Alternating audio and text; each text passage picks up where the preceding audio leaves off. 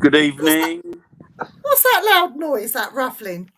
I didn't hear it ruffling. I can hear it as well. I've been my fan. That's your fan, is it? It's close again today, and I'm not feeling very well, and I'm hot. So. Oh, Daniel. You're always hot, Dan. I know I'm hot stuff. Look.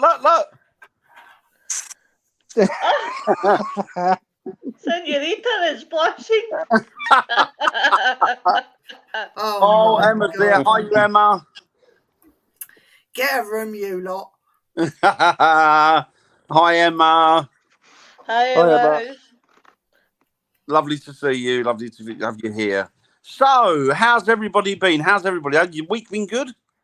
Yeah, so far so good, really, I suppose. Jolly good. Glad to hear it, young man. Yeah. What about you, Lois, and young Vivian? Oh, I'm all the better for seeing you, honey bunch. Most people say that, and who am I to deny it? My husband was good on Sunday. I saw my husband. He's good all the time. He's a good lad. He's going a bit grey now, but he's 67 years old, so he's allowed.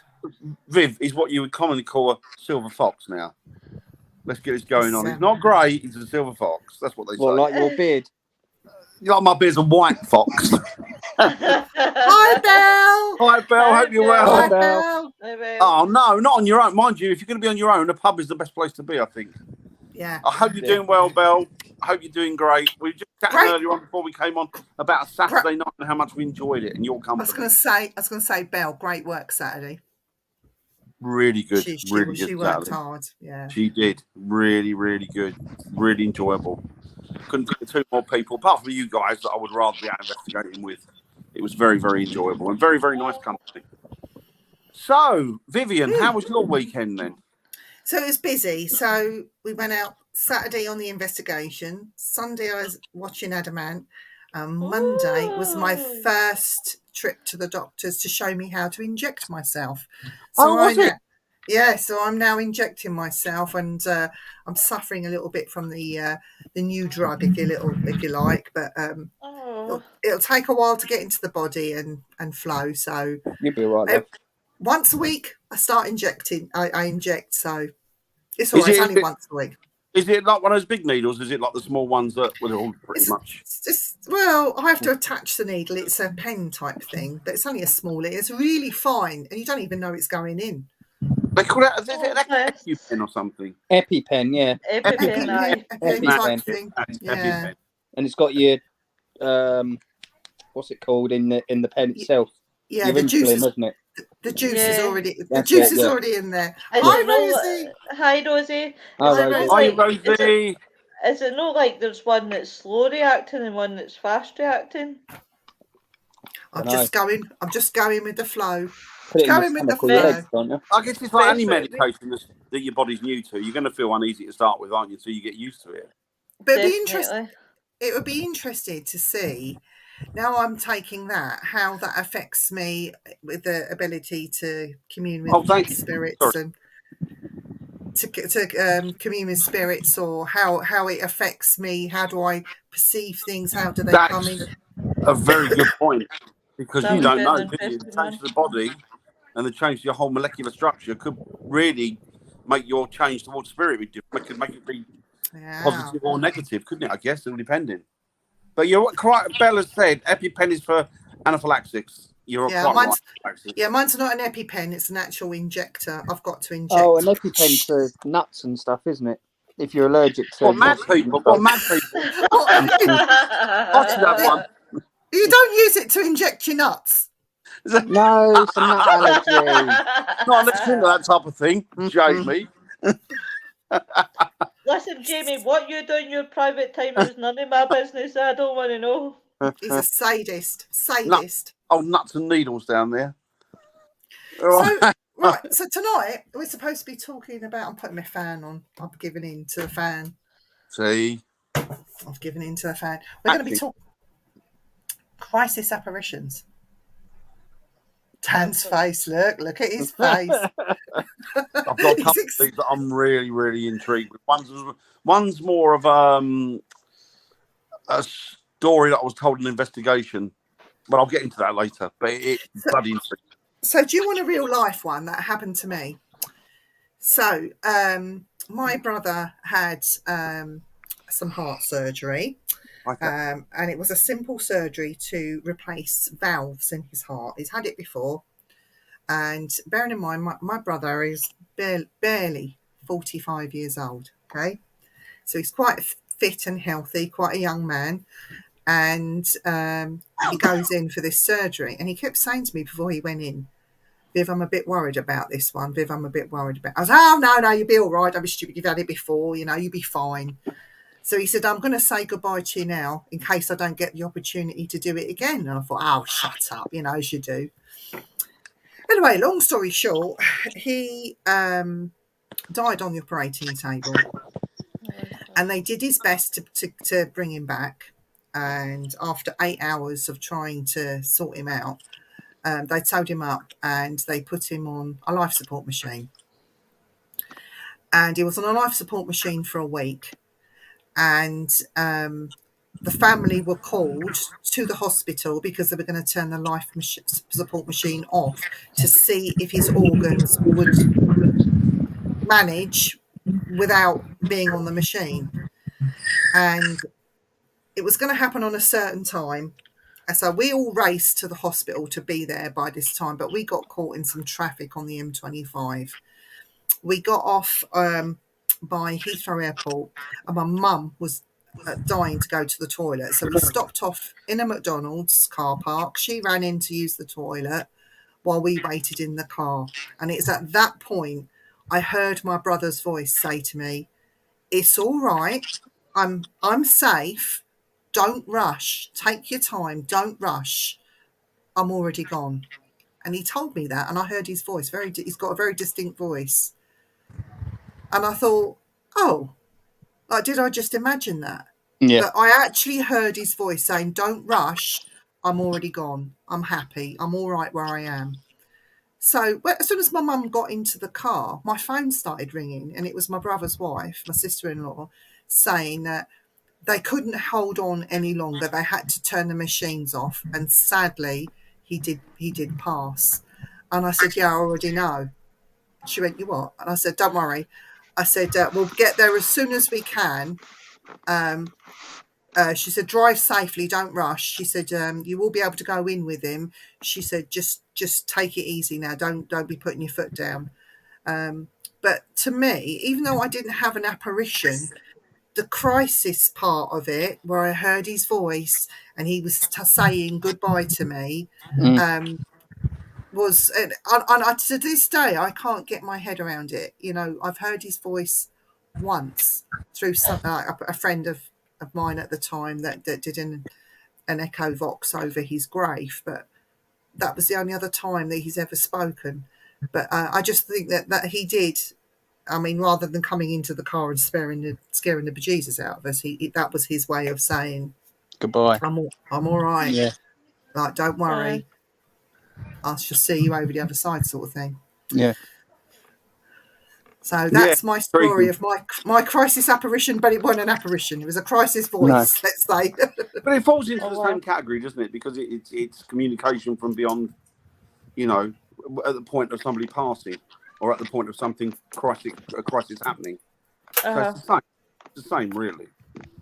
And as well, like the house that we moved in when I was about 7, you know, I used to spend the weekends going to my dad's, and a week during the week I was at my mum's, and we just moved into this 3-bedroom house in Bedfont, and my mum had said, she screamed, I'll never forget this, which was at the bottom of the stairs. We'd go off to bed at a certain time. Mum would lay on the settee, and then she'd eventually go upstairs to bed, single mother, you know, and she saw this old woman at the top of the stairs, and she screamed and woke us all up, like, "Oh my God, don't worry, just go back to bed." And my mum was shaking and trembling. And then 2 days after, this is so funny, 2 days after, the police knocked in my mum's, your fan's noisy, knocked in my... That's not mine, that's not mine. Is it mine? That's yours. No, I can hear one, but it's not mine. It's not mine. It's not mine, yeah, I don't have a Lewis is blowing on a mic. So the police knocked in the front door and were calling my mum Mrs. Powell, and then they were shoving warrants in her face, checking the house, and then they started to dig up the back garden looking for firearms. So apparently this Mr. Powell, not anything to do with Andy, this Mr. Powell was a known member of the IRA that was dealing in arms for them, and apparently they believed he lived here. Dug up the garden. I mean, they put it all back nicely afterwards and everything. But there's two ironic things that happened. One, she saw the woman standing up on the stairs before it happened. Never saw her again before or since. That one thing. And the second thing is I ended up marrying someone called Powell after all those years. So he's Welsh. She's not got the Irish connection. Don't worry about that. That's actually quite ironic. Yeah. Yeah. So they're the only two things that I can really sort of. Yeah, the one we had was the one that my mum had. Actually, it was her brother. And hello, Chantal. When my stepmother was little, Hi, Chantal. what's that feedback? I'm hearing feedback when you speak. I hear it when you all speak. Oh, it is. Anyway. Sorry, what was Chantal saying? I didn't get a chance to read that bit. Sorry. Oh, I didn't. I was. I'll put it back up again. When my stepmother was little, she was in a field and picked a daisy. Shortly afterward, the daisy wilted and died in her hand in front of her eyes. When she got home, she found out her dad had. Oh, bless. Oh my died in a God. motorcycle accident in that very moment. Oh, that's sad. Yeah. That's really sad. The one that my mum actually experienced, and my dad really. Her brother was due to come up on, I think it was a Friday night. He used to come up every Friday night. He lived on his own, and he'd come across to spend time with my mum and dad on a Friday. And I was only tiny at the time, 3 or 4 maybe. And Hi, Don. Hi, Yvonne. Hi, Yvonne. And Jacqueline. Hi, Jacqueline. Hi. She heard a very distinctive. My uncle had a very, very distinctive footstep because he used to wear like remember the Blakeys? Hi, Betsy. The Blakeys on his shoes. Yeah, he used to wear those. And he used to drag his feet a bit. And when he got to the end of to my mum's front door, there was a bit of a turn. So rather than just walk, he'd turn by both feet like I suppose like a soldier. He'd turn both feet together, and you'd hear the turn, and then you'd hear him walking up to the door. And then my mum heard the footsteps coming up to the door, the turn up to the door, knock on the door, and she turned around to my dad and she said, "Oh, he's late tonight. I wonder why he's so late. It's about 10 minutes." She said, "I'm not expecting him this late. He should have been here early. He should have been here." But then the police arrived next day and said they found his body, and that he died at the sort of around about midnight, I think, and then she thinks that he turned up after he passed. To Say finish. goodbye. Yeah. There was that one, and another one that blew me away. And I could never work out why a woman didn't actually do it. Myself and it was Dawn actually at the time. She'd done a previous investigation at a pub in, I think it might have been Essex somewhere. And another team said to me, "Oh, can you go and have a look and see what you think's going on there?" Because they'd had activity there, quite nasty activity. And we turned up at this pub, and the pub was closed because it was due to be sold. And the woman that was in there who used to run it was probably in her 60s, not an old lady. But Where's he gone? Jay. It's done enough for you, Dan. See, Any? Oh no, he's had enough of it. So she said, I said to her, "Can you run down about the activity in this pub?" And she said, "Yeah." And she explained, she said, "Come down into the cellar." So we went down to the cellar.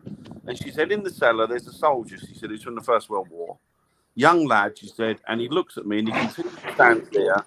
And he doesn't speak to her, but she said that she knows he's intelligent because his eye line follows her wherever she goes in the pub.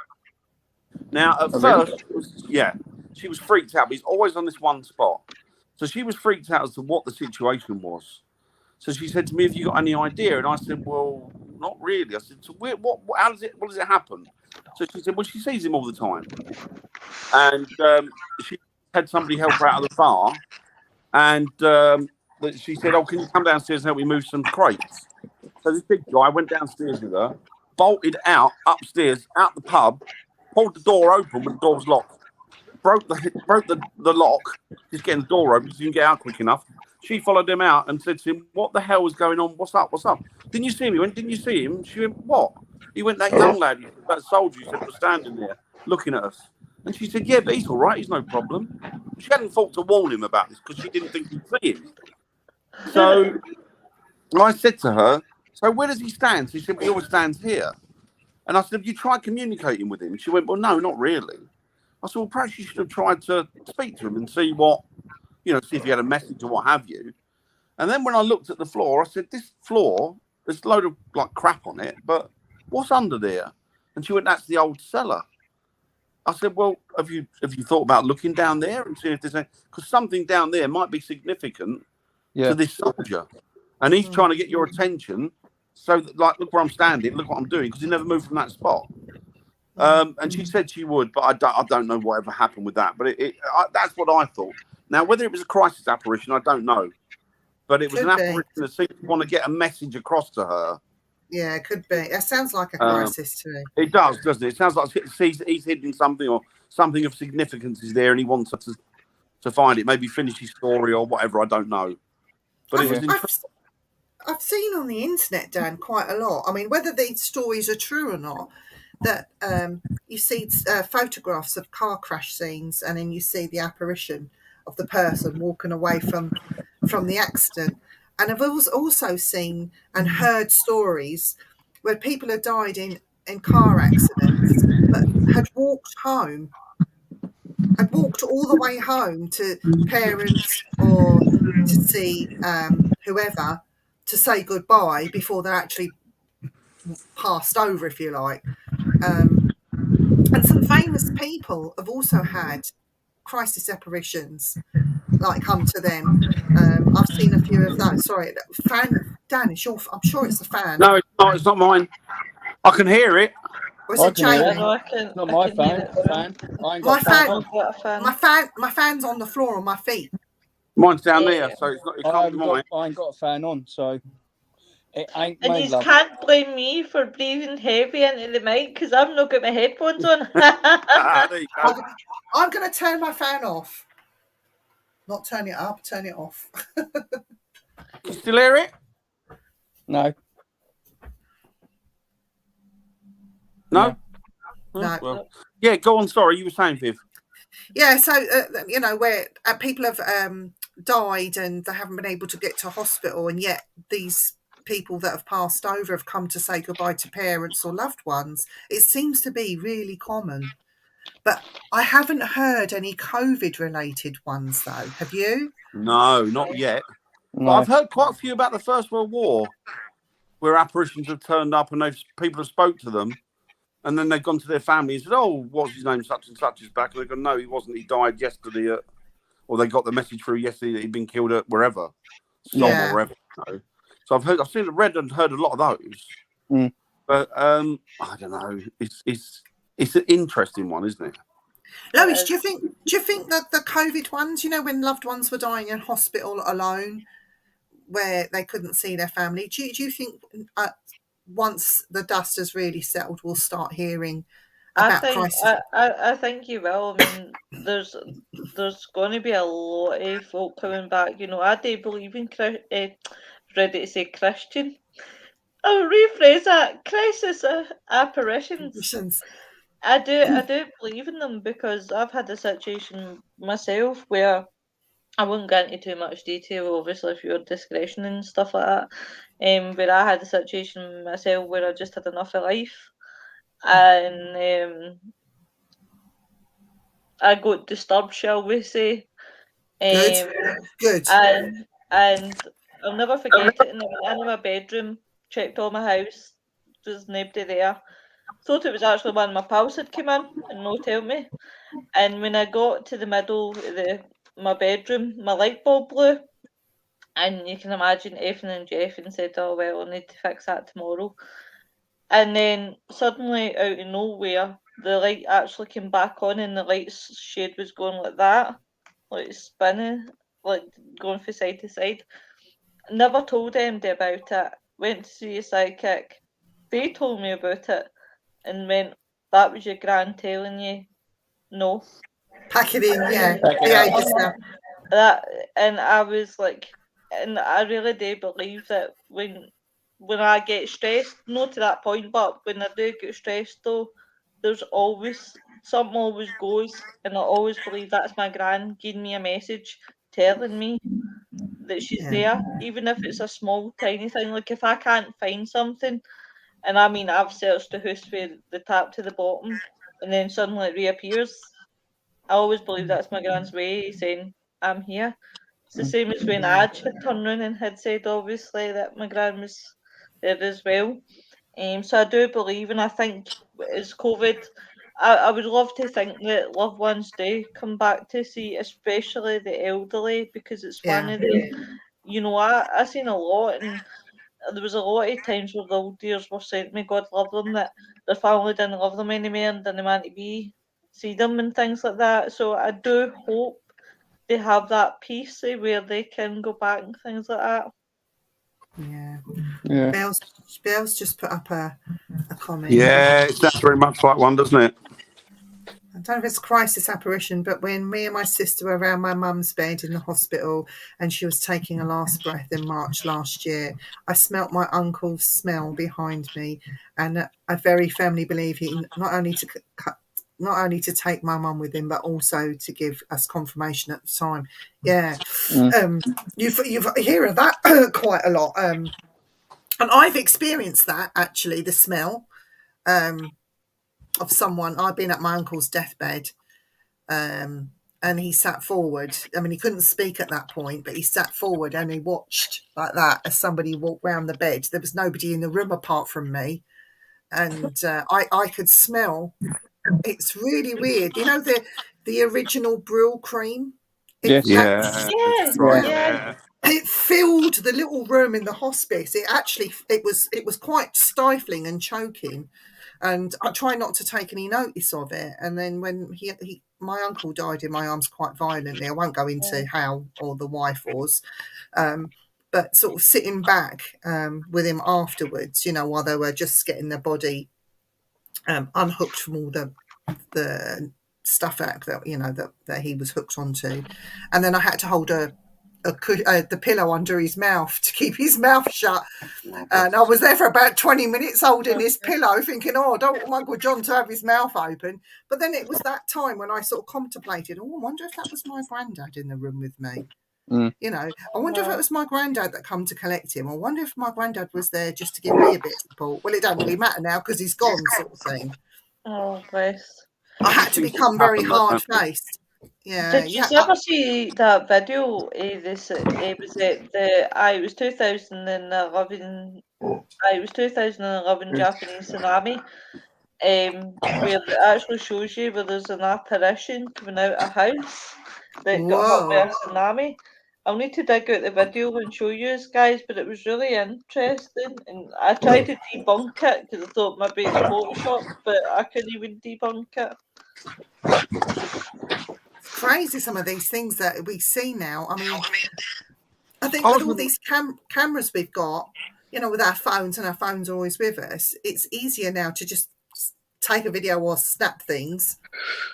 But it's amazing what more and more people are reporting, isn't it, Dan? Do you not think? It is. I remember getting back to the thing about people, apparitions and stuff, and it was something I experienced obviously via my dad when he was on his deathbed, and I was with him, and my brother was there as well, and he was talking about, and my mum was there as well, and he was talking about people from his past, friends and his family that were coming, and he was getting frustrated because we couldn't see them in the room. So in the end, I was going, oh yeah, I see him, Dad. And I'm looking at my brother going, and he's looking at me going, and we're like, and my mum said, look, she said, it's all right. It's just his family coming to get him, family and friends coming to get him. Yep. And she's pretty matter of fact because obviously the nursing background and stuff. But yeah, you know, but but you hear a lot of that, don't you? That people can see their loved ones and what have you. And of course, trying to be scientific, I thought to myself, well, is it because the brain is becoming starved of oxygen and you start to hallucinate? And when you hallucinate, you start to go back to a period of time that you were happy. And then I'm thinking, well, I don't know, because why would it be particularly people that have passed already? Why would he not be seeing other things? Yeah. Do you know what I mean? Or people that are still in the present and that. Why is he not talking about somebody who's still alive who couldn't make it that night, but you can see them in the room? It doesn't make sense. Yeah, yeah. About people that are loved ones and close to him and friends that have passed, you know? And Jamie, that's the common thread. Do you think, like, old people's homes, and especially when you've got old people with dementia, Yeah. and they'll claim they'll have had all these visitors come in their room, and it's not necessarily like dementia, like bad dementia. I don't want to say bad dementia that are beating people up. I'm just saying, people that are close to the end have dementia, and they're seeing all these people come to visit them in the room. Do you think that they're people or friends passed on that's there to comfort them before, or preparing them ready for their final trip when they do actually go? Do you think that that's a big part of dementia? Or because, we got called to do an old people's home where even some of the staff were so scared, it was just ridiculous, but that's another story. But it sort of posed that question. Yeah. That's the one we done for Dickie. Yes. I think it's because like the home is quite, the energy in there must be raging, but what they're going through as well, I think it's a brain disease, is it? Dementia? Dementia is basically, I work with dementia and Alzheimer's. That's what I do. I work with severe dementia and Alzheimer's. Well, I work with all types, mostly dementia and Alzheimer's. How I tell people to think of dementia is basically a good advert, by the way, guys, that I did see that I never ever thought of it until I seen this advert. But it's basically like an orange. You think an orange, and when you peel the orange away, that is basically what the brain is doing. The brain's actually shrinking. I should say Von would be an authority on this, actually. Yeah, what does Von say? Von's worked with a lot of them. Majority of them don't. I don't think there is there dementia. They still loose. But Von put a very, very good thing. Can I put this up with? Do you mind? Yeah, put it up. I've witnessed a lot of that when I was doing end of life care, which is exactly. Von would have seen an awful lot of that, I would imagine. Yeah. And I think if you're exposed to that a lot, you'll get to know whether it's hallucination or whether you think no, actually they're seeing something. They're actually seeing someone. Yeah. That's why I always believe that people with dementia see a lot more than what we see, because there's sometimes where they've resorted, they always resort back to childhood fact. They always ask where their mum and dad is. When we did that old people's home, you was there, Dan, wasn't you, that night? Yeah, we did that night. I stayed down. I did because apparently there was meant to be activity in the day room, wasn't there? Yeah, and do you know what? The amount of EMF. The amount of EMF was so high, and that just come on the everyday equipment that they use to help move the patients. The EMFs in that residential home was just off the scale. It was. So I don't know whether that had something to do with it as well, but clearly, like, patients with dementia were having visitors and were actually seeing loved ones and from childhood and on all sorts coming to visit them. I've often heard of it described as well as dementia. It's like one foot in the grave and one out. So you're kind of not in this world or the next. You're sort of between both.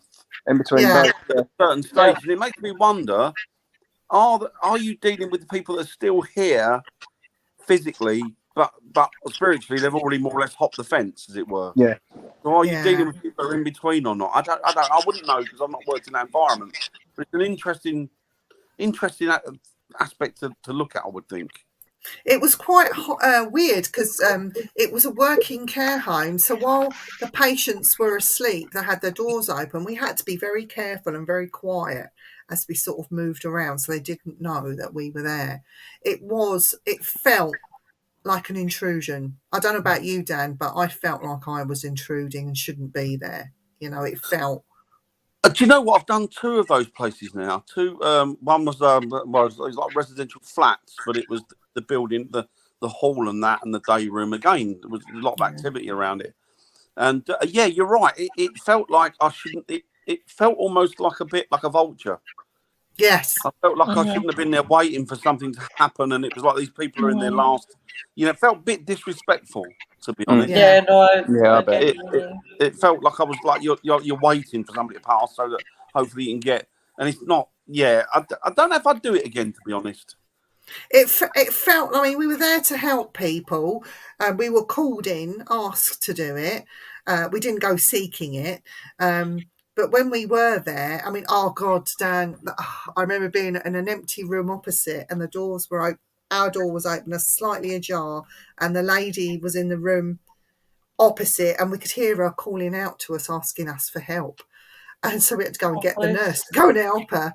So we didn't know what she wanted, but we couldn't go in there or do anything because you know we had to act as though we were invisible. But it was heart wrenching. Which is why getting away for it, I've got a total and utter respect for people that work in that environment. Because I think you've got to be special people. See, if I had £1 for everyone that told me that they couldn't do my job, honestly, I'd be me and Dan would be off to the Bahamas. But do you know, I'll tell you a true story what happened, guys. One night I was on shift and dealing with this lady, and I had put her to bed. And usually by the time I got everybody to bed, it would be say about 11:15, 20 past 11. Just depends on how the night goes. Sometimes it could be later, sometimes it could be earlier. Just depends. So this one particular night, it was a drug check.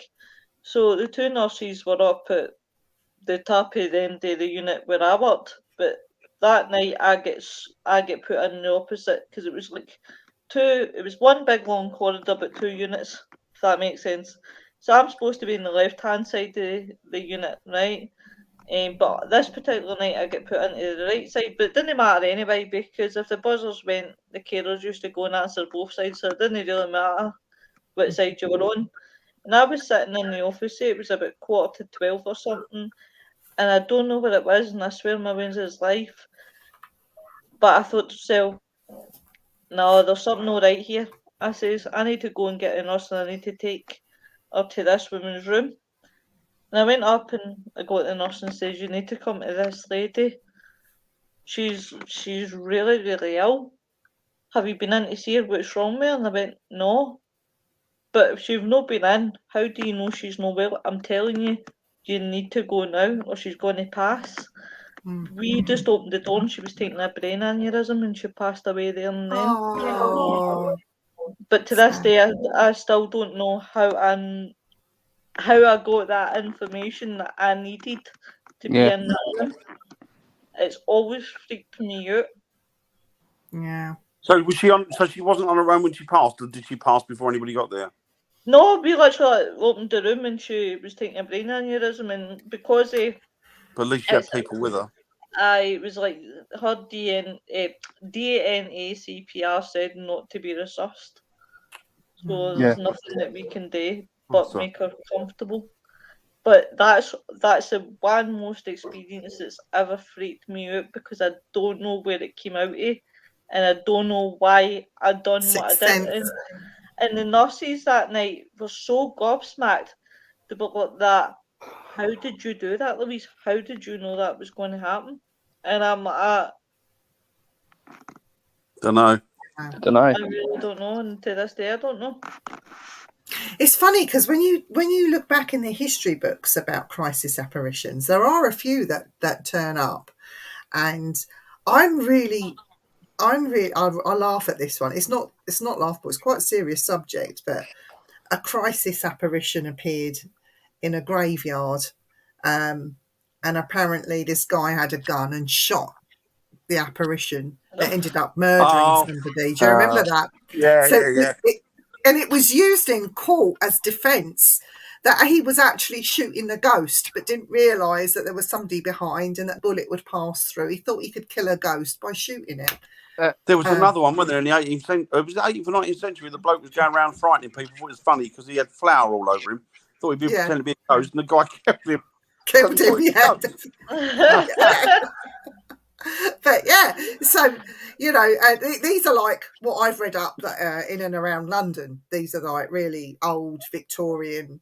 There was this ghost. I shot it, and the bullet passed through and hit somebody, and he died. So he was trying to save himself from the gallows. I expect it was a cover up, and there was really no ghost. But see, that's another interesting thing, Vivian. What do you think of this? The thing that when you look back sort of at 19th, 18th century, and even beyond that, I mean, sort of I suppose the earliest part will be 18th, 19th century. Why were there more prevalent sightings and more interaction with spirits then? Why was it? I mean, it was an accepted, done thing that they were seen all the time.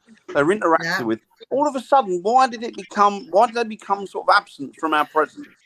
Didn't one of our kings saw the apparition of his friend come to him on his deathbed and told him he was dying? Do you remember that one?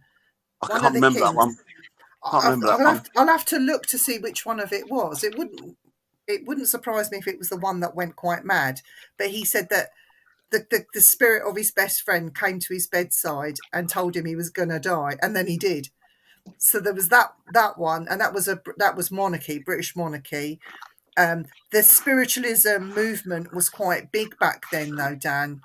I mean, even before that, though, Viv, even sort of 18th century, 1700s, and that. Like, you know, there was lots and lots of ghost stories, lots and lots of people interacting with what they now or would have concerned in those days or deemed in those days spiritual or a spirit.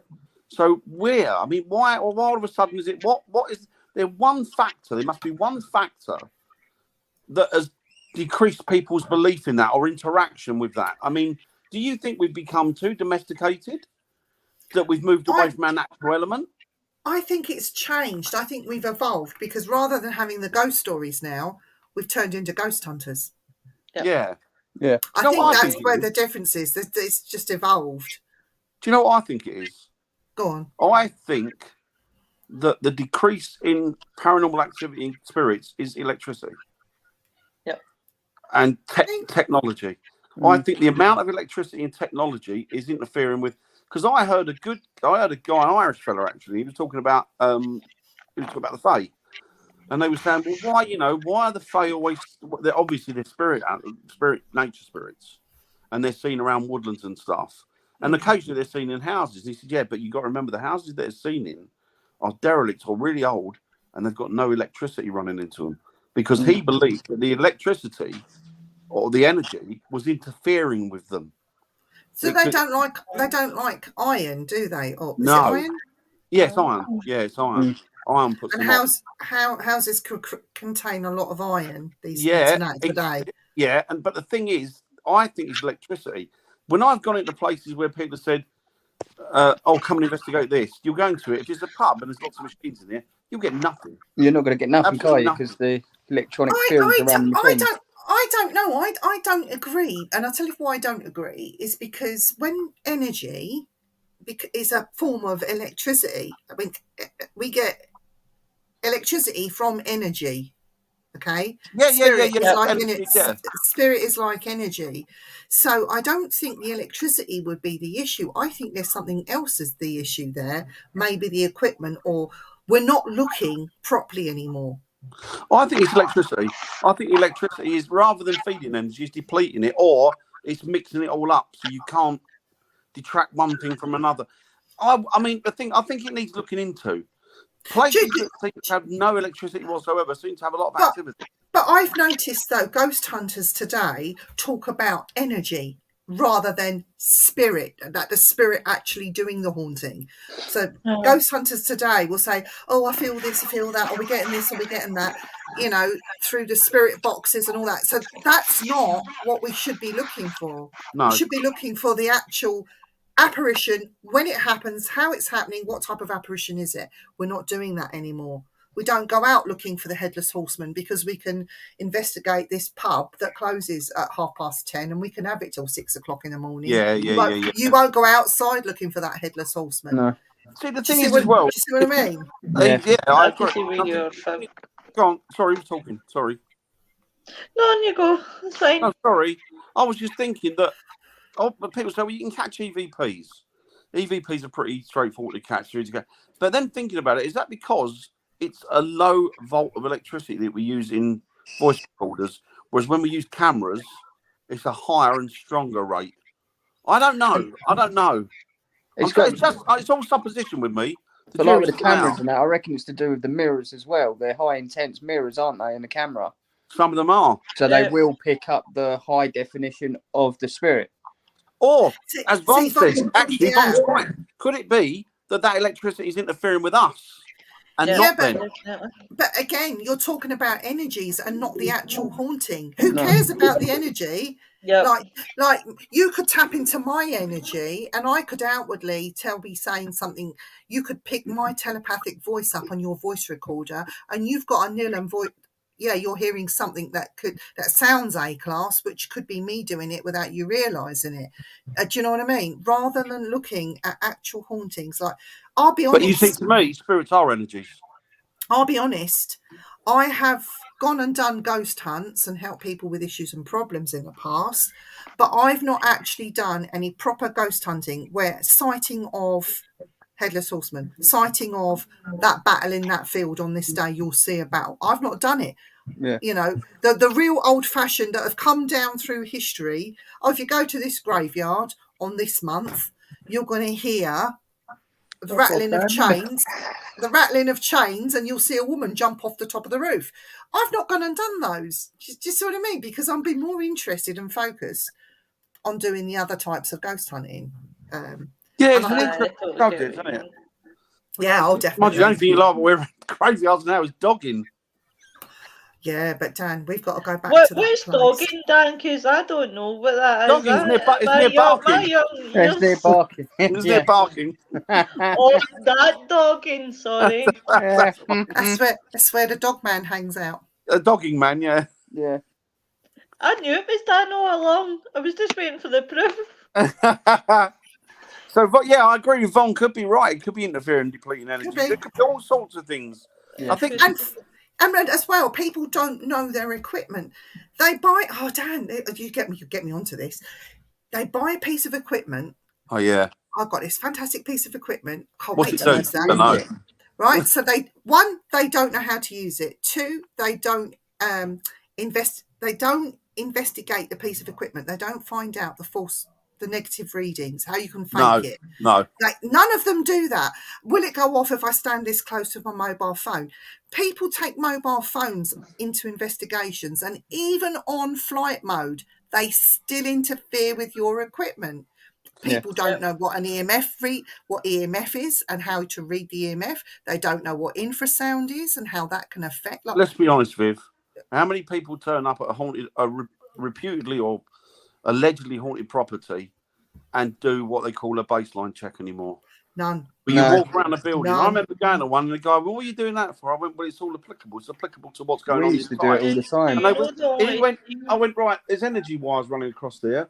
They're thick, they're cables, so they must be holding quite a voltage. Right above the roof of this building that's haunted. And then you've got a cross-reference one coming across, another one coming across that way. So the amount of energy off of those being fed into that building is phenomenal. Yeah. And he asked me, well, what does that matter? No, I totally get that. This is a ghost hunter of many years standing. Wow. What's all that, mate, then? Yeah. Do you know the only team? And you thinking it is? Yeah. Do you know the only team that I've ever been in? The first one, we did a full walk round, and that's exactly what we did, because the owner would be having you check the temperature in every room. Yeah. He would checking for wires right along the walls. He used to do all the checks all the time, and do you know that's the most thing I admire, safety day base. That's why even if I'm in an abandoned building, I know it sounds stupid to folk, but there still could be some live wires somewhere. Yeah. And I think people look at me sometimes and think I'm off my nut, which I am. You know, we used to do moon phase. We'd go outside and read the temperature outside, the wind speed outside. You'd have an anemometer. You've used them, Viv, haven't you? You've used those. Anemometer. So you could pick up the wind. Not only could it pick up wind speed, but you could pick up if there was like a crack in the door, or there was a open lock, or like without a key in it, or you could pick up different wind speeds through it, temperatures, and then if somebody in that part of the room, the wind drops, you get the anemometer out and you go straight to the place and think, okay, this is where it's coming from, or no, it's not coming from there. Yeah. But not anymore. One of our team members used to have a toilet roll in their case, And then when we say, "Oh, you're feeling a draft," and you're standing by the window, out would come the toilet roll, and she'd drop a piece of toilet roll to see how it would fall. But that's fair enough. Sounds really stupid, but it works. But that's fair enough. Works. That's fair enough. And all those things, all those little attributes are gone now, aren't they? It seems to have. People just go out there now with a camera, voice recorder, bleeping, dancing, jiggling equipment in the hope that, oh, well, that's definitely it. I thought you was going to say something else then, jiggling their stuff. Jiggling their bits. But it's like people don't do it anymore. For some reason, it seems to have lost its way. Well, looking back in Victorian days, when we're talking about Victorian days, I never ever knew this happened until I watched some videos. And it just looked like a husband and wife in a picture. And I thought, oh, that's dead sweet, until I realised that she was dead. Yeah. What they used to do was with their dead, like, husbands' wives and things like that, they used to take photographs of them. Yeah. I nearly died because I was like that. Oh, that's dead a sweet picture. That's a crank wee picture until it was like... Post-mortem photos, weren't they? Yeah. I was watching, what's that? It's disturbing photos with backstories. I love all of that. So Yeah, I'm I like thinking, I'm thinking, oh, this picture looks nice, you know, she has all her makeup done. And then I thought for a minute, when I looked at the picture a wee bit more closer, and I went, there's just something not quite right about her. And then see, when it came up, it was Victorian, and that she was actually dead, and that's what Victorian people used to do. Is like, I think the sad thing about that, right, and because I've read up on that, and the sad thing about that is that during the Victorian period, photos were of a premium of family, so you couldn't really afford to have one done. So the only time they would have one done is if a member of the family passed, and that was the last opportunity. So they would get that family, do them up like they were living, and sit them there. But you can tell because the eyes are dead, aren't they? Yeah. Mm-hmm. Even in a picture that's Victorian, you can see that the eyes are glazed over. And if if you go back further, there's actually paintings. So they didn't have cameras in those days. They would paint the dead. And there was, when I was at the Tower of London, and one of the yeoman warders was telling me that somebody was beheaded and buried. And because there was no family paintings of him, they had him dug back up, sewn his head back on, had him posed, dressed him, so he could have the painting done, then buried him again afterwards. I mean, his body had started to decay and the smell and everything, but they still got him dressed up, you know, just so he could pose for this family portrait. And it's one of the Greys. You know, Lady Jane Grey, it's one of the Greys that he was talking about. So he was a man with money, or came from a prominent family that had that done. So I must admit, if I could do that with Stephen, I would be posing #single night.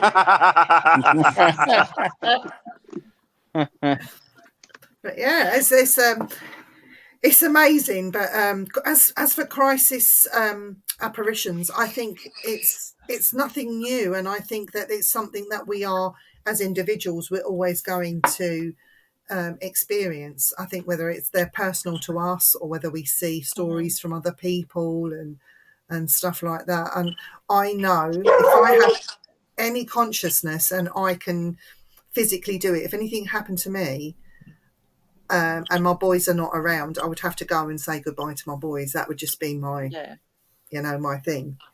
Not that they would take any notice of me, but I'd be going saying, see you later.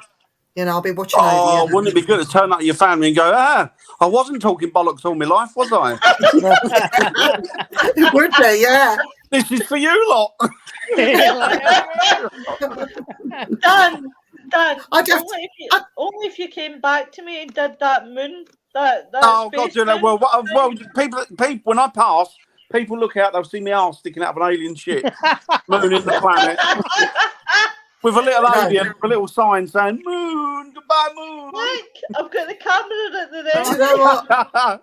Dan has already said he's coming back to fart in the faces of people that he didn't like. Ghost poos. Ghost poos. Big plasma poo straight in their face. Jamie's lost it. But it's interesting. I can see the headlines right now. It's 6 o'clock news. people get shit on from above from unknown source. Hi, Jeanette. Hey, Jeanette. You could be very well could be that, Von. Could be that. It could very well be that, because you're quite right. Things are getting a little bit anarchic out there, aren't they, to say the least? But you know what? People don't want to do the plain and simple groundwork for it. This is another thing. They want a quick fix. They want a quick fix. You know, I think there needs to be work that goes into it. You need to understand not just your equipment, but, you know, the atmosphere in which you work in, the history of it. You need to do research. People say, I don't like to do the research because I like to. That's different kind of investigation. Real ghost hunters will go and do the research, know the best time to be there, to be able to capture said apparitions. You know, there are famous ones that don't cost you anything. Windsor Walk, the Headless Horseman. Do you know what? You're right. And what I don't get, Viv, talking about that, you're quite right. The thing is, got this activity. It happens at 3 PM.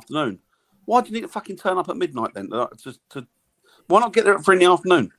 Yep. Yeah. Because you need a couple of years to dress up to fire extinguishers and disguise them as paranormal activity. That's true.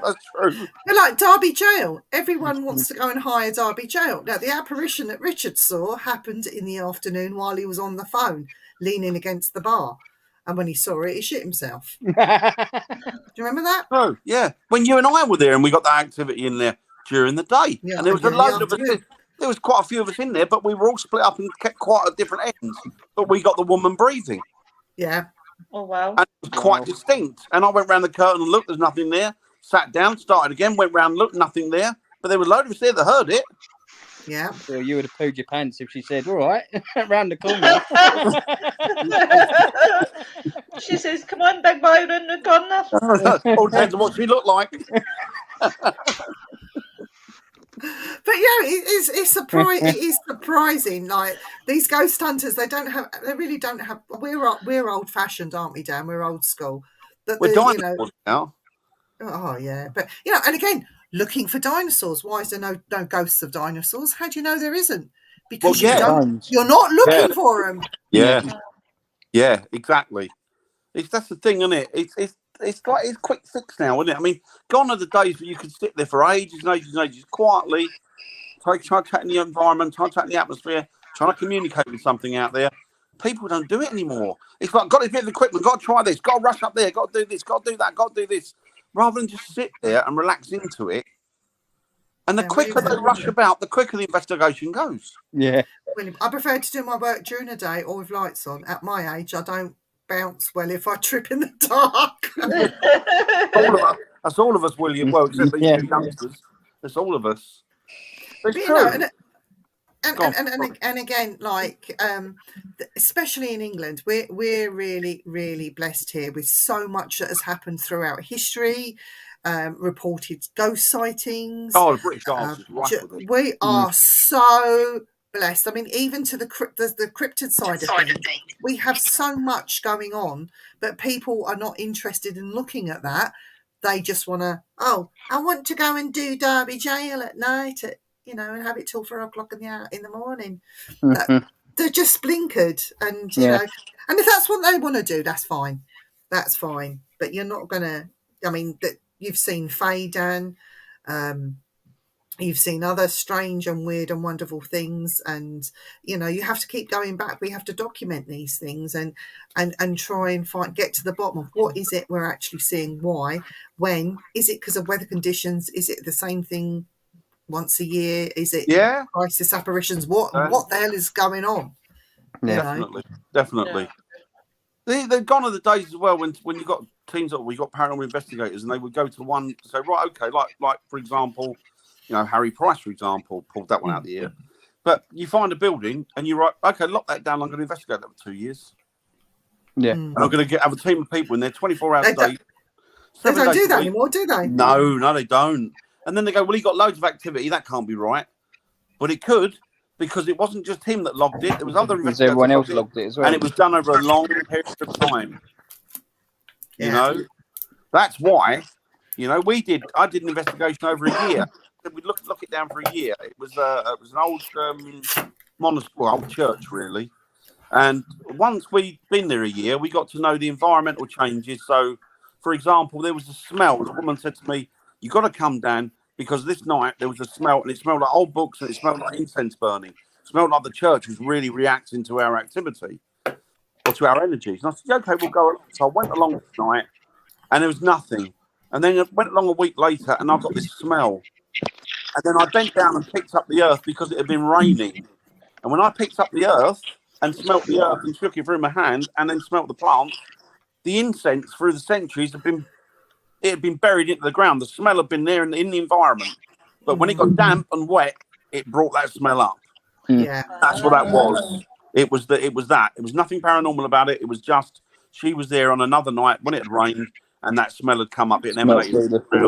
So that was it. But there were other nights when we got things there that we could not find answers for. And stuff during the day that was equally as freaky. So, over the course of a year, we got quite a lot of stuff out of that. A lot of stuff that turned out to be not quite what we thought it was, but a lot more stuff that turned out to be that we didn't even know was happening. Yeah. And when we crossed another team, they got the same. So I want to bring it back to Crisis again. And I want to talk about jumpers. Right. So not woolly jumpers, but jumpers in front of cars and jumpers in front of trains. So we have seen and had reports of Bye William of people jumping, and the Crisis Apparitions done it first and frightened motorists as have gone past, and even police, or what they call here the wombles, have gone out to see what's going on, and there's nothing there. But then a couple of days later or a week later, or sometimes have passed, and then an actual jumper would be on that bridge doing exactly that and stopping the traffic, or succeeding with jumping and creating a mess on the motorway. So what are your thoughts on that when other people are motorists, for example, are seeing the jumpers before the jumpers actually are there to do what they're going to do? That's been reported in the past. Is that a replay of something about to happen, or is that a Crisis Apparition trying to warn? I think it's a replay, to be fair. What's going to go. It could be a couple of hours later. It could be it could be a week or 2 weeks. Before, yeah. I reckon it's just a replay what's going to happen before that time happens. See, you're right there, Jay, because I think that people say, well, time's linear. And I do believe that time is linear. But also I often think to myself, what if it isn't? What if it's circular? What if these things have already happened and haven't happened? And so something's replaying itself over. Because there's that idea, isn't there, that we live in, what is it called, the holographic universe? Hi, Gary. Yeah. Hi, you, Gary. Hi, Emma. The holographic universe is the idea that the universe that we're in now, or this, what's happening now, this reality, has already been happened, but it's been swallowed up by a black hole, and the black hole has absorbed all of this energy, and what we're on now is a loop. We're replaying ourselves time and time again. So this reality isn't a reality as we perceive it to be. Yeah. What we're doing is we're a recording that keeps playing and playing over. And if that's the case, then why that would be a loop? Time would be then a loop. So if that's the case, why can't it be replaying itself? So something that could happen next week could jump back and happen. And that's another thing that always said, well, the thing with reincarnation, they say, well, what do you come back reincarnated as next? And I sat down and thought about it once, and I thought to myself, well, what about if time isn't linear? What about if time is circular? Could we be living this life now, and then in our next incarnation come back 500 years ago? Yeah. I totally what you get. Do you know what I mean? Do you reckon it's like deja vu then when it happens? Like they've dreamt it's going to happen, and then, like I said, it could happen like a couple of days or a couple of hours. So you think that they've dreamt about it, doing it, had deja vu of it, and then done it? With deja vu, I think deja vu is just that. I think what it is it's the mind kind of catch up with the actions of what's happening. I don't think there's anything particularly paranormal about it. No. I just think it's the mind's trying to catch up with time, the brain's trying to catch up with time. I think Dave Jarvu lives in Dave Croydon. Jarvu. But I don't know. I think it's. Then you got things like the Akashic records, where they say that if you can tap into the Akashic records, everything that's happened, will happen, and could happen is out there in the ether, and you can tap into the Akashic records and you can draw any of it out. Are people that are psychics and mediums actually tapping into the Akashic records? The information that is coming through is coming. I don't know. I'm probably wrong, but it just makes me think: is there other ways that this information could be bleeding through? Is it bleeding through from those that have passed over? Of those that passed over, I don't know. Where have they gone to? Is the information from their records? I don't know. But all I do know, and the thing that keeps me going and keeps me loving this environment and this field, is the more questions you ask, the more questions get thrown at you. Yeah. And the different rabbit holes you go down on the journey. Rabbit holes makes it exciting, doesn't it? And the fact that more hard work. The good thing is that somebody out there will come to you, and obviously we all think along similar lines, and you'll have your ideas, I'll have mine, other people have theirs, but somebody might come to me one day and go, well, what do you think of this? And then I'll think, whoa, I never even thought of that. Yeah. That's brilliant. And then I'll go off on another tangent. That's like sitting at 3 a.m. having the most random conversations back in days. Me and my friend had this conversation one night, and it all started with, me, as you can imagine, two ladies on the drink, having 3 a.m. conversations. So my conversation started with garden gnomes. You're going to laugh, but I'm like, why is garden gnomes out all year, Why they no good jackets, poor wee souls, So then they started the whole random conversation, and that's what we started talking about. We were talking about death and things like that, and what happens, what do we come back as, what would we come back as? And as you're saying, Dan, it's the random conversations I love having. I would love to come back as a tiger. I don't know why, but I would love to come back as a tiger. And I do believe there's probably parallel universe rather than this whole heaven and hell nonsense. Yeah. I would love to come back as a Bigfoot, purely so I could stand there, and you know how they shout and it's really loud and frightening. Yeah. So go and shout in somebody's face in a car park and just quickly run away. Just scare the shit out of them. That'd just be brilliant. What about you, Joe? What do you like to come back as? Probably knowing me, I'll probably come back as a pigeon, or because I've shot so many pigeons, so I'll probably come back as a pigeon and get shot myself. I don't know. I would have said you would have come back as a sloth. Oh, yeah. I love you. Nothing's glad you're that side of the wall. I agree. He's a sloth now. Never mind about coming back as one. I will help you across the road. Don't worry. Drawn out, but watch dark. I'll tell you what. That's T. Parker.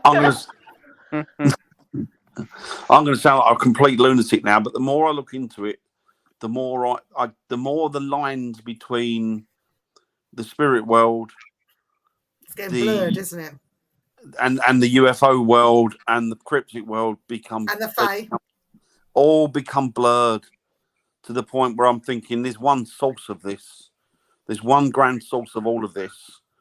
And these are all like the strings to the web that go off of each other in different directions, but they're all interrelated on some level. Some level, yeah. Well, Ad did a very famous, he was talking to us about his thoughts, and he did this like dot in the middle and then the circles around it, and he did, I love and that. I think some of that's got to come into play where you go into the next dimension, you choose whether to stay, work, or come back or go on, and So it depends on what freedom of will. So it depends. You jump each dimension until Do you want get to come the back center. again, though? Probably not. I do. No. Not with all the bollocks going I on. don't want to come moment, back probably again. not. Don't want to come back here again. I want to come back as a man. Oh, I wouldn't want to come back here on any level. I just wouldn't want to do it. There's too much. I know there's a lot of joy and happiness and love in this world. There's an awful lot of sadness and heartbreak, and there's an awful lot of, and, you know, not just for you, but for like the people around you.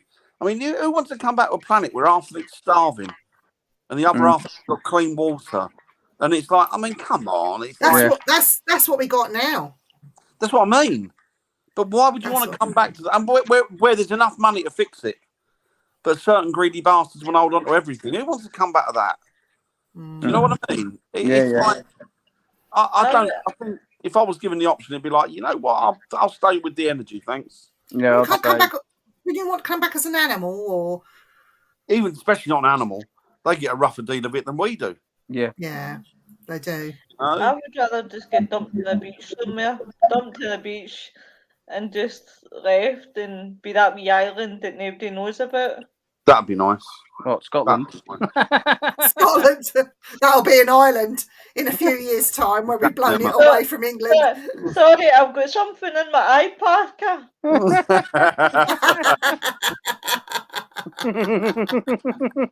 See, if I had an island, your visa wouldn't be welcome. You wouldn't even get Go on the Isle of Sheppey, you'd be all right. Oh, you'd be let in, Jay, but they would never let you out again. Let me out, no. You would be a slave. Oh, I'm partly there, so yeah, you're all right. You'll be driving Miss Daisy. Yeah. But yeah, there's a lot. I shouldn't be too curt because there are an awful lot of good. There are more good people in this world than there are horrible. Yeah. Just unfortunately, the horrible ones shout the loudest and get more to say. They're all in government, aren't they? Yeah, they are. Remember about not to say the G word because everybody gets cut off. Oh yeah, I can't say that word. Wouldn't it be a lot better if the world didn't have the G's? Yeah. Depends on what G's. Government. Can't say that word. You can't say that word. The world didn't have any of. None of the world had those bastards. Wouldn't it be a lot better? Do you know? I'm talking globally now, not just any particular country. The world. People do it. Ordinary people. I'm going off piste here because I found out over the weekend, and I was shocked, man. So shocked that I'm going to have to tell you. I found out that Keir Starmer was sitting on the bench of, because he was a solicitor, wasn't he? He was a judge. He was. And he was one that didn't want Jimmy Savile. I know what you're going to say. Yeah. And I went, what? Yeah. Right. That can't do it anymore. Can't do it. Can't do any politics. Let's be honest. They're all one's as bad as the other. It's frying pan into the fire, isn't it? With all of them. They're all twats.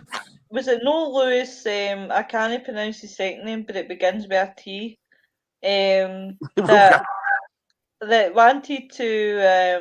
That wanted to expose Savile because he had every bit of evidence, and the BBC wouldn't let him.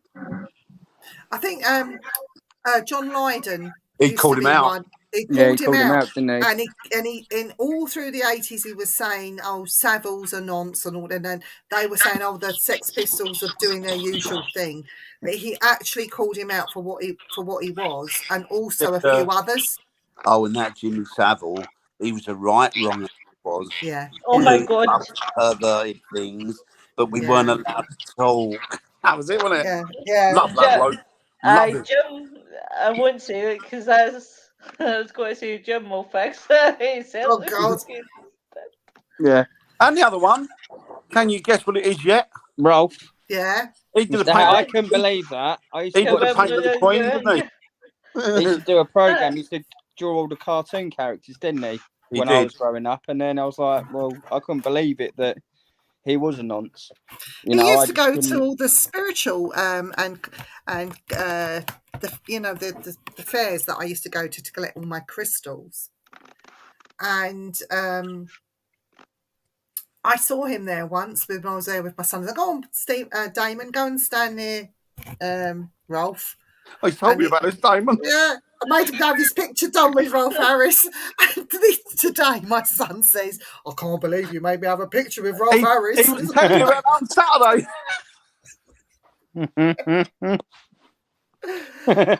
Oh dear, it's just so funny. It's so funny. I think Dan should run for mayor for 2020. I'll be the worst. Do you know what? I'll be if I was the mayor. Do you know what I would do? I'd go. Do you know what? This is your community. Get on with it how you want. Stop being stupid. Stop fighting over your different colours and your different religions, and just get the fuck on with each other and just enjoy it. Do you guys ever watch Little Britain? Yeah. It's been banned, hasn't it? See where the Prime Minister, well, Dan's the Prime Minister and I'm his assistant. Do you know the Prime Minister in Little Britain? I actually met him. You did, didn't you? I was in a hotel and I had to go out the back of the hotel in the morning to have my early morning cigarette. And they make you walk so far and stand by the bins. So I'm there having my cigarette every morning. Anyway, this man comes up, pulling his suitcase along behind him. And he stood right next to me and he says, "Oh, what lovely weather we're having here." And he spoke so posh, like posher than the Queen. Like his English was really posh. And I looked at him and I said, "You're fucking joking, mate." I said, "It's so hot here. And apparently it's hotter in Vegas where I'm off to next. I don't know how I'm going to cope." And I was swearing and being right common and everything, smoking my cigarette. Not like you did. Yeah. And he said, "Are you on holiday with your family?" And I was like, "Yes." I said, "The husband and the son and 2 sons are in the hotel, in the room, getting showered and whatnot." I said, "I've still got yesterday's clothes on." I said, "I'll just put these on quick so I can come out and have me fag, And then his taxi arrived and he sort of gave me a hug and sort of wished me well and said, "Have a great time in Vegas," and got in his cab, drove off. And then the bellboy comes running out and he says, "Oh, do you know who that was? He was a famous man." And I said, "Oh, I don't think so." He said, "That was Rupert Everett." And I said, "I don't think that's him." Oh, Rupert Everett. That was it wasn't him. Ah. It wasn't him. And it was only when I got home and I watched an episode of Little Britain and I saw him come on. That's the man I was talking to when I was having my fag. I'll tell you once we go offline. I'll tell you who Rupert Everett is. It's brilliant, Rupert Everett, or is he not? His name is Anthony Head. Anthony Head is his name. And he's a really lovely guy. He's posher than our Queen. Speaks better. He's very well spoken, yeah. His daughter's in between us, isn't she? Yeah. And he's a really nice man. He'll talk, it sounds to me like he'll talk to anyone. If he can talk to me, he'll talk to anyone. I don't know who he was. Just an actor, isn't he? Just same as any other job, isn't it, really? No different. No. I must admit, David Williams, I would love to meet David Williams. He just cracks me up. Would you go ghost hunting with him? Oh, God, aye. When you go down to the woods today. But would you really go ghost hunting with him? You wouldn't get much ghost hunting done. No. I know, I would behave. Wait, no, am I telling about David Williams or Dan? I don't know. Hey, both of us, me and David Williams. Hey. Yes. Who would you like to go ghost hunting? If you had one celebrity you could go with, who would it be? Comedian. It's got to be comedian. Anybody you want. Do you know what? I reckon Lee Evans would be the one. It'll be so funny just to see his reaction and how he reacts to. You mean a pound shop Norman Wisdom? Yeah.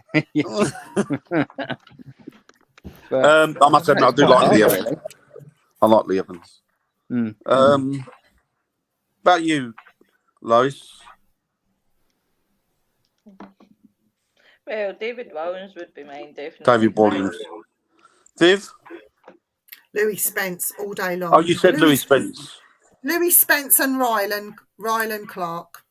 He seems like quite a nice fella, that Ryland, to be fair. I heard you on the radio. Quite pleasant. Ryland and his mum. He's a proper wrestler, isn't he? Yeah, Ryland and his mum and Louis Spence. We'd get no ghost hunting done. We'd be screaming. He's not an Essex Spence is not an Essex boy as well, isn't he? They've got a couple of Essex boys, haven't they? He doesn't live far from me, Louis Spence. Oh, get him to come out. No. He's already come out. Yeah. No, come out ghost hunting. Come on, years ago, the man. We'll take him somewhere really scary. What about you, Dan? Well, who would be yours? Don't say Harry Price. No, alive. I They've got to can't be go alive. anymore. He's gone, and he bless him. They've got to be alive. Who would I? Who do I like? Who I could go something with us? Me? Louis Spence. Celebrity. Yeah, I'll take Jay. Louis Spence. Parker can I carry like your Louis bags. Spence. Who do I like? I don't know. Celebrity wise. Oh, I've been in love with her for years, fancied her for years. Not your. What's her name? I can't remember her bloody name now. X-Files. I know what you mean, Gillian Anderson. Gillian Anderson. Yeah, she's quite pretty. She's got older. She's got a lot nicer when she's got older. Daniel, who's she from? X-Files. Oh, okay, yeah. Yeah, I know And she was in Hannibal, the TV series. She was. Yeah. Her English accent is spot on because she was born on American Air Base, but she was reared over here. She was brought up over here, between here and America, so her accents are superb. She plays Maggie Thatcher, doesn't she? On the She Netflix does. I was going to say I did see something in Prime with her in it. She played Miss Havisham as well in Great Expectations, the Dickens novel. That she was absolutely superb in that. But as she's got older, you're right. She's got really nice looking. She's got older. I must Do you know admit, She's got to be getting on for 60, isn't she? Must Got be. to be. Isn't she? Got to be. Slice Well, the alone, X-Files when will I come out seen in the him- 90s, didn't it? Yeah, so she must be. Yeah. She must be. But I think she's stunning. Mm. I think she's. Do you know what I'd like to see? Where we are the ghost hunters and our partners don't. I'd like to see Lois is Steve, you're Hazel, my Andy, and Jamie's Nikki. We'll push them all together and say, right, now you ghost hunt this building, and we will sit back and watch you on the CCTV and laugh while we're in this room and just see what they do as non-ghost hunters. What about? With one stimulation, can we leave mine there? Is that okay? He's a nice lad. Leave him alone. He's a nice What if we got all of our partners on to do this one week called Not the Ghost Hunters, and how it pisses them off what we do and how we carry? Oh no! We wouldn't have no viewers. And Gary's just said something funny. Can I add Sharon to the list as well? I want to leave her there. No, she's all right. It's Sharon, but no, it would make a good TV show. It really would. Yeah. But no. If you want to keep your ratings up, just let's not have Stephen. Oh, bless him. Poor sod. Bless him. He's not a poor soul. Don't feel sorry for him. Can't help but feel sorry for him. I met you. Emma says she'd love to see that. Just imagine Stephen. Only joking. Do you know what? Sorry, I love you, really. He'd sit there when all the women are screaming and going, that's nothing to worry about. No. That's nothing. No. They go, did you hear that? Did you hear that? No, that was me farting. Did you hear that? That was my stomach. It'd be all like the girls would be going crazy over it, and Andy'd be going, "Oh, that's just my stomach." But yeah, that'd be it, I suppose. Yeah. So, shall I get into this? Doom. We're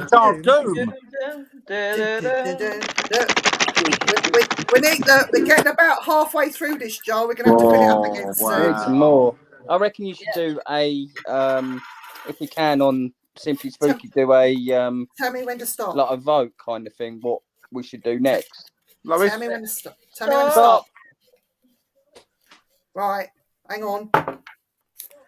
Which hand, left or right? Right. This one. Right. This one. Right.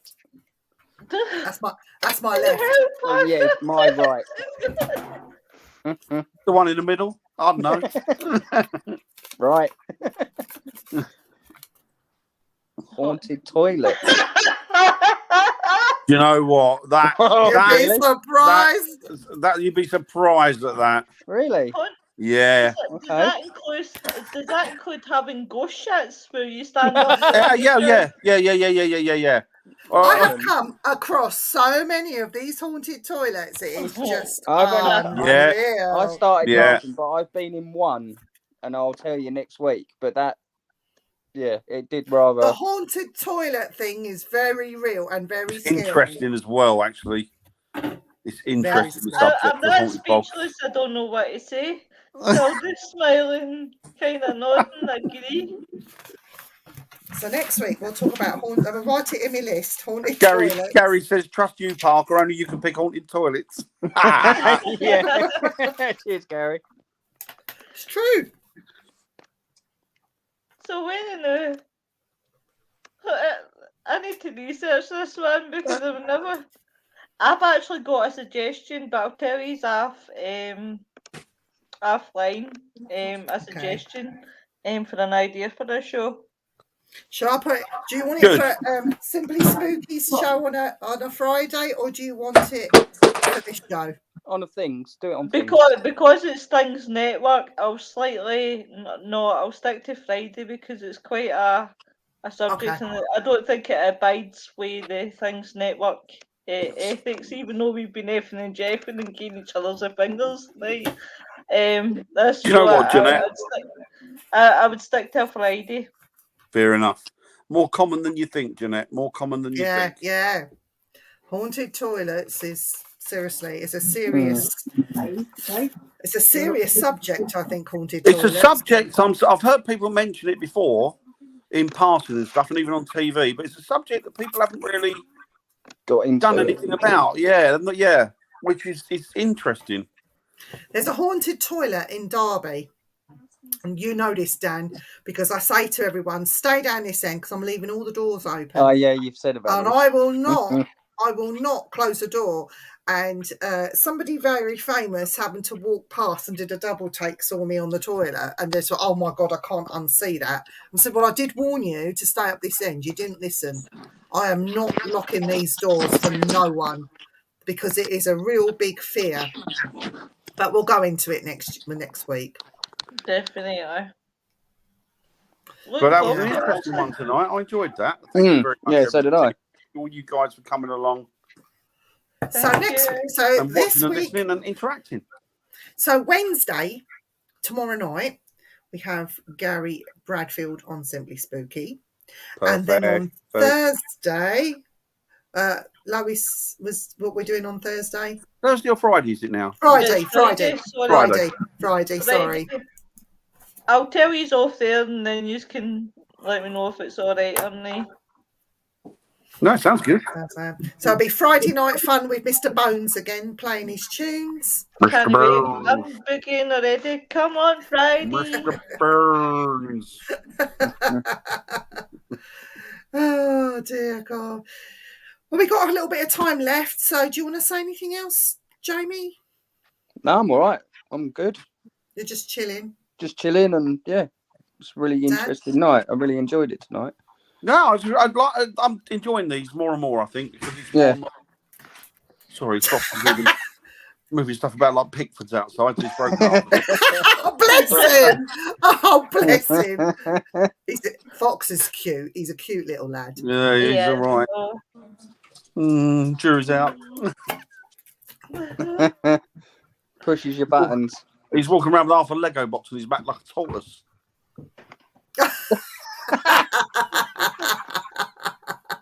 Oh dear, it's funny. Give up. Kids are funny. They do the funniest things. They do the most annoying bloody things. And they say the funniest things, but they're all innocent. They don't realise the consequences of what they're actually saying. Yeah, absolutely. Well, it's like Lucas earlier. Lucas he's saving all his pocket money up to go and find Bigfoot. What, real Bigfoot? Yeah, he wants to go to America, and because he's been watching the on Discovery. Good lad. Good lad. So, yeah, he's been really getting into it on his phone, and he's like, I want to go because he's got a little character of Bigfoot now. He got his birthday, didn't he? Yeah, and Yeah, he's like, and he wants to go up to Loch Ness so he can feed Loch Ness as well.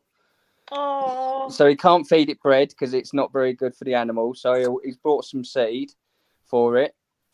And some pellets. And, yeah, some pellets and stuff. So, yeah, he's just, I don't know what goes on in his little head, but, yeah, that's what he wants to do.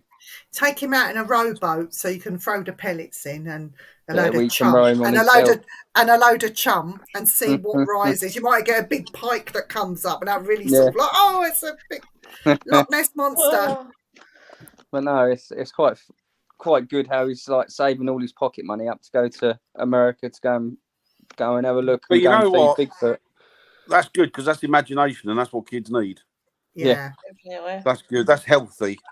Mm. Who's Jack Marrow? Well, Anything I like think Jack Sparrow? it's Iggy Pop's but mate. That's Iggy Pop, that is. Oh, I see. I see. But my Iggy Pop's a bit of a rock and roll star because his eyes light up. Oh, right, the skeleton. Ah. That is cool. So, has anybody got anything else to say for this evening before we go? No. Not really. Really. I was going to do a bit of more reading, and getting some more of my chapters down in my book. Oh yeah. Going. Because I'm writing a book of ghost stories, and they're all made up. None of them are real. So it's all total load of rubbish made up by me. But I'm basing my characters on people that I know, but I just changed the names. So I'm going to have to write one with Dan in it, one with Parker in it, and one with... you better Lois use my full name. I want my full name used in Yeah, it. so do I. No, because it's all going to be So made everybody up. can read the book and go, I knew he was a lazy bastard all along. That's what I thought. That Parker is a lazy bastard. But Jamie has also given me the inspiration to write some children's stories about Bigfoot. And I am trying to get an illustrator called Tori to do all the pictures for me for each page in that book. So if I can get Tori on board, we will start writing together the Bigfoot stories and get them published. And because it's all because of Parker talking with Lucas about Bigfoot, I'll dedicate those books to him. Oh, that's nice. If we can get them done, because it all depends on illustration, because children like to see the illustrated works and not necessarily the story. So the work will be on Tori, but we'll see. We'll see what she says. I'm working on her. I'm working on her. All good. So other than that, I've got no other news apart from if you get the chance to see Adamant, go and see him. Where was I meant to ask you before we go. Absolutely Everything brilliant. you expect and more. Did you get to speak to him afterwards? No. Oh. I got because he's just gotten over COVID and he ran straight off. He even left before the rest of the band. But I did get a plectrum. I'll show you. So I keep it one in of my phone. these? I got a plectrum by his guitarist. Oh God, his guitarist has got a funny name. Scant Regard, his name is. Oh, and wow. that's what he used through the night, was it? That's a plectrum from Scant Regard. Was he using that night, Viv? No, it's one of his spares that he keeps on the microphone. How'd you get that then? Did he go for a drink or something? Can you pilfered it off? Was it? Yeah. I would have jumped on the stage and ripped loads more, but no. The thing is, because it's not Adamant, is it? It's more his band it's still members, part of it, isn't it?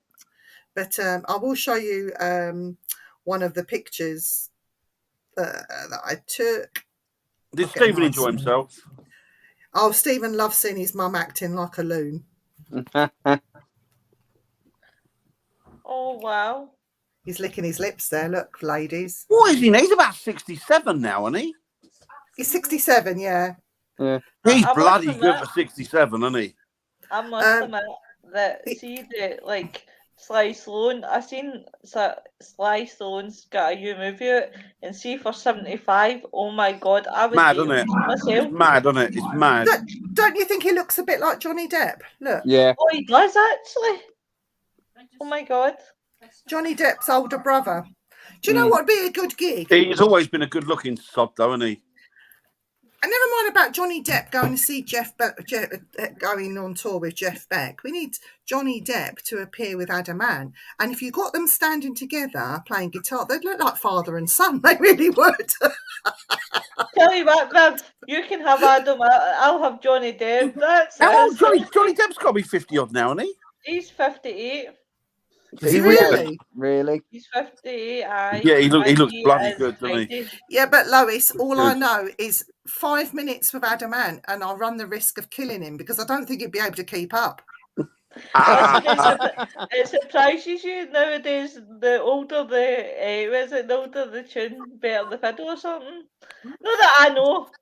Not me. I sound like a broken banjo. He'll have to take a bit of Steam Viagra train starting up. Most people got that angelic with me going brown, brown, brown, brown, brown.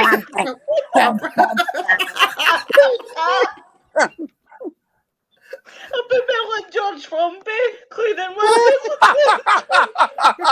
When I'm cleaning windows. Didn't touch me. Oh God.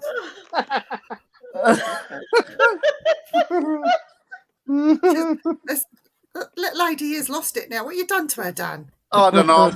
I've that effect on women. I always end up crying. She's hiding her. She's hiding. Oh God. And as per usual, we've brought it down into the gutter. Of course, Vivian brought it down into the gutter. You're blaming me for it. It was you. I don't think I'll ever look at a banjo the same way again. Especially one with a broken string, you automatically think, Dan. That's Dan. Oh, bless. Right, you lot. I love you and leave you. No We problem. will see everyone on Wednesday. Friday. Oh, Tomorrow night. I'll see you on Friday. Sorry, I do apologise. Young Jamie, are you on Friday or are you working? I'm working, mate. All right, fair enough, mate. But No problem. Hopefully, I can get on before you're going, if Hi, you know Kelly. what I mean. Like I did before. Cool. No, that'd be cool, mate. That'd be cool. Everybody stay safe. Jay, stay safe. Look after yourselves and I'll speak to you all tomorrow. Yeah, Bye, I'll see you soon, everyone. all right? Bye, everybody. Bye. Bye.